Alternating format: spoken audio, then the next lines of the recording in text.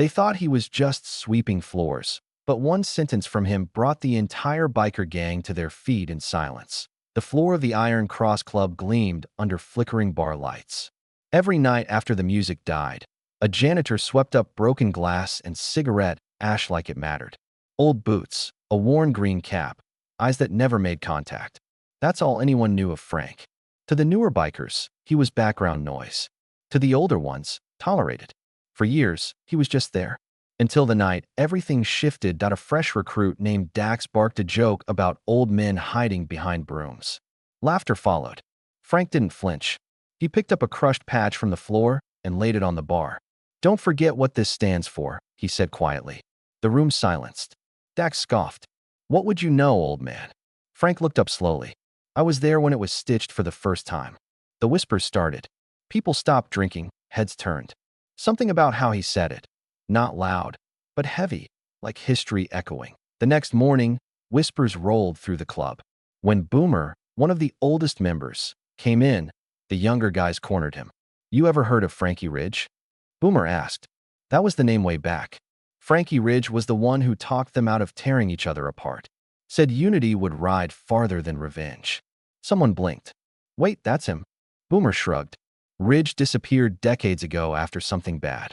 Then Axel, a high-ranking member, stepped in. He walked to Frank, took off his gloves, extended his hand. "We've been waiting for you to speak. 30 years. Frank shook it. "I wasn't sure it was time." "It is now." That night, Boomer walked to the mic. "There are stories, and then there's Frankie Ridge. He didn't just clean our floors. He cleaned up our messes. The kind that could have buried this club." He pointed at Dax. "You disrespected a man who once took 3 bullets for this patch and never said a word about it. He never wanted credit. He just wanted peace." The front doors opened. Frank walked in with quiet strength that silenced the entire club. That night, the janitor took his seat beside Legends. As Frank sat with Boomer and Axel, men leaned in. Frank glanced at Dax in the back. "Come here, son." Dax walked forward nervously. "Do you know why I never corrected you when you mocked me?" Frank asked. Dax shook his head. "Because once I was you. But anger makes you loud. Pain makes you dangerous. If you can't tell the difference, you'll ruin more than you protect." Frank placed a hand on his shoulder. "I don't need an apology. I need you to choose better." Axel lifted his glass. To Frankie Ridge. They drank. That night, the story began to change Dax. Days later, Axel called a meeting. He's not coming back as a janitor. He pulled out a hand-stitched leather patch. This belonged to Ridge. He gave it up the night he walked away. He turned to Dax. "You said something dumb, but you stayed. You listened." He handed Dax a box. "Deliver it." Dax found Frank's cabin. "You come for answers or forgiveness?" Frank asked. Dax handed him the patch.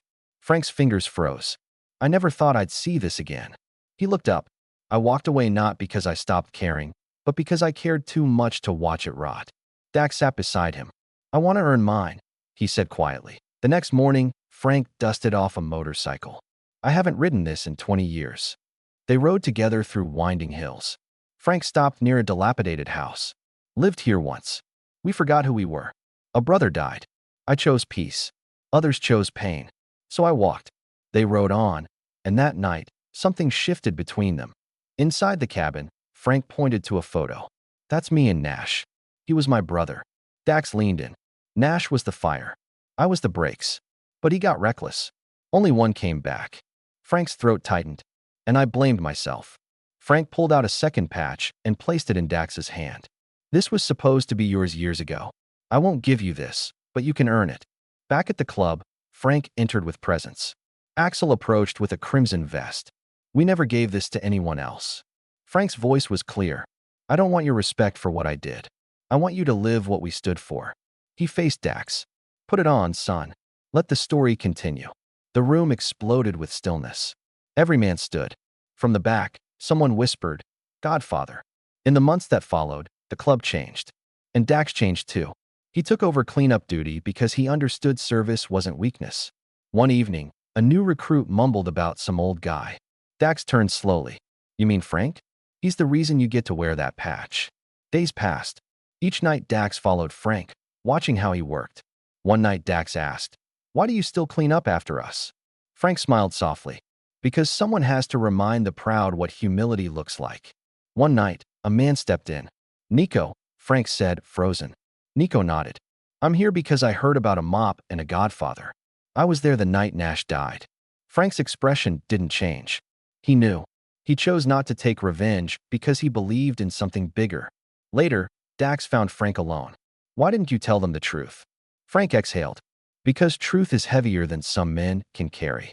Nash walked into that warehouse knowing it could go south, trying to make peace. "I was supposed to be with him, but he told me, one of us has to live to tell it right." Weeks later, Boomer pulled out a new patch with a phoenix. New division, called Rise. Built for second chances. That night, Dax approached Frank. "We're starting a branch for the lost." Frank smiled. "And who's leading it?" "You are." Frank shook his head. "No, you are." On the anniversary of Frank's return, Dax rode to the burned-down house and began rebuilding.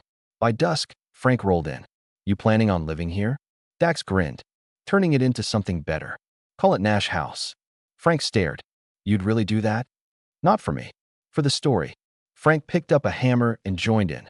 The first visitor arrived. A kid named Drew with hollow eyes.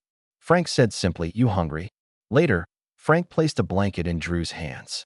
"Not everyone who comes here will be ready to ride, but everyone deserves direction." Dax nodded. "And maybe a second chance." Frank looked up. "Or maybe a first one." Months later, Rise held its first meeting. Dax stood in his red vest. "This chapter ain't about power.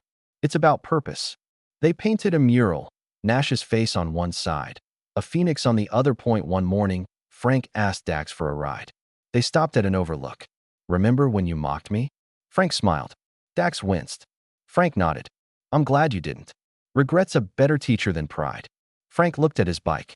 "I think it's yours now." He handed Dax the keys. "It's got one last ride in it. Make it count." On the wall near the back hung a new photo showing Frank laughing as kids wrestled over a wrench. Below, a plaque read, "Some legends roar, others mop. But the ones who endure rebuild." Years passed. Frank eventually passed quietly, peacefully. The club held a ride. Hundreds showed. At the final overlook, Dax laid the crimson vest down. "I thought I understood what you meant, but now I live it." He turned to the crowd. He was just a janitor. But one sentence from him changed everything.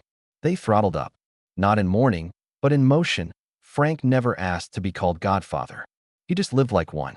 And in doing so, he taught a broken world that even a janitor with a mop can carry the soul of 1,000 riders.